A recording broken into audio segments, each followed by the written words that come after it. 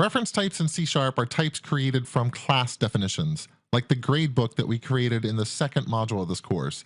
Anytime I write a class, I'm creating a new reference type. And we talked a little bit about the behavior of reference types in the second video module. I told you that when I have a variable typed as gradebook, which is a reference type, the variable holds a reference or a pointer to an object.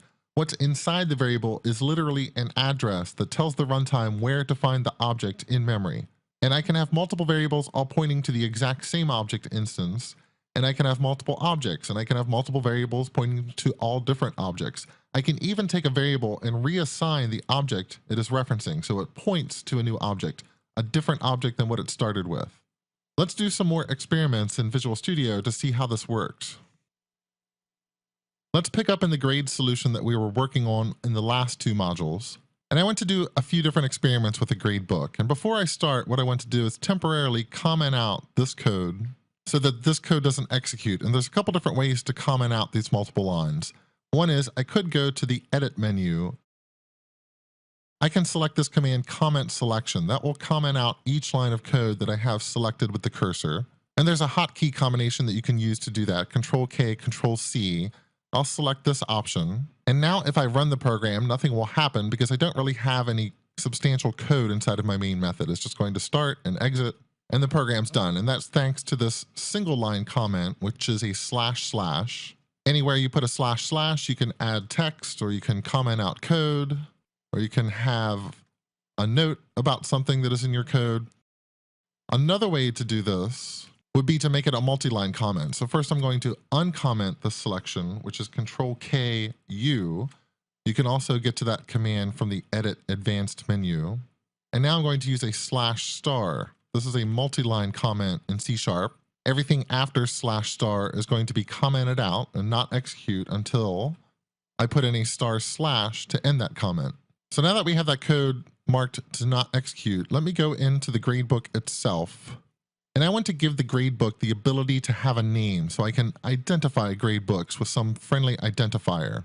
And one easy way to do that is just to give this class a public field of type string, and let's call it name. I'll use an uppercase N just because public class members typically start with an uppercase letter, whereas private class members, like this grades field, it's going to start with a lowercase g. And now that I have a name, let me go into program.cs, and what I want to do is to create two gradebooks. We'll call the first gradebook G1. That's not a great variable name, but this is just for experimental purposes.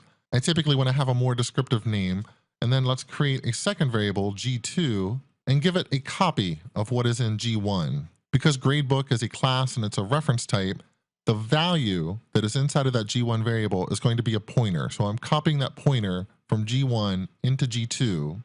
And that means if I set the name of the gradebook through the G1 variable, let's call it Scott's gradebook, and then I console.write G2.name, what I should see when I run this program by hitting Control F5 is Scott's gradebook. That's because I have two variables that are pointing to the exact same gradebook object. Now, if I exit this command prompt and I come into the program and just before assigning name, I say G1 equals another new gradebook. Now, if I run the program, when I write out G2.name, I don't have any output. That's because there are two gradebook objects floating around in memory. And by the time we reach this G1.name line of code, G1 is pointing to a different gradebook than G2. G2 is still pointing to this original gradebook, which we haven't given a name.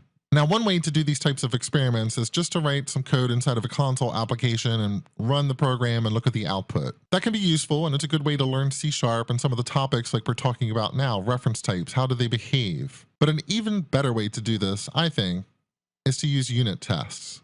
Generally, you're going to write unit tests to prove the correctness of your program and make sure it's behaving correctly.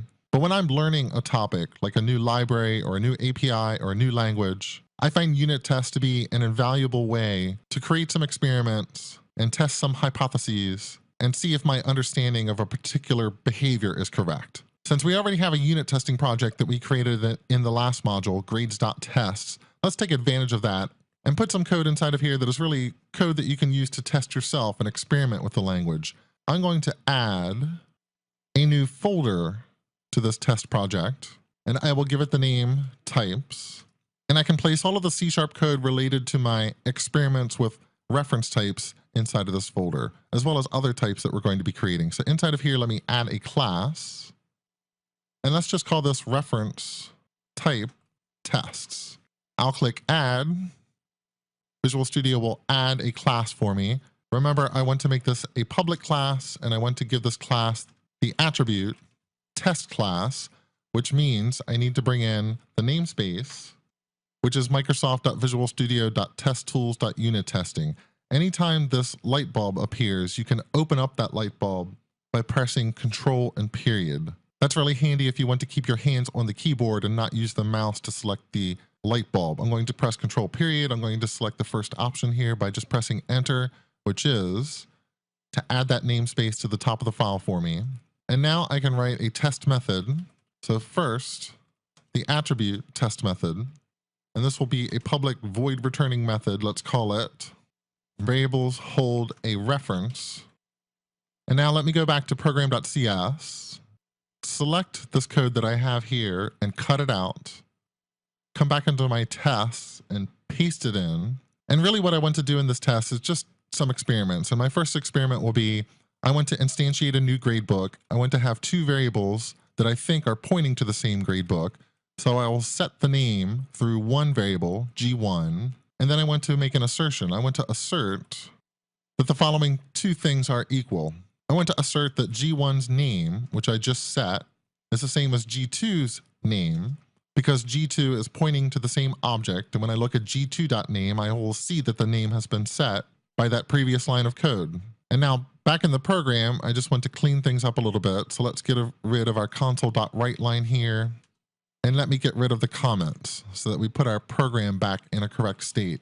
I'm not interested in running the program right now. I'm more interested in running this test. So let me hit Control R and then A. And our test explorer pops up and I can see that that test passed. So my understanding of reference types seems to be working.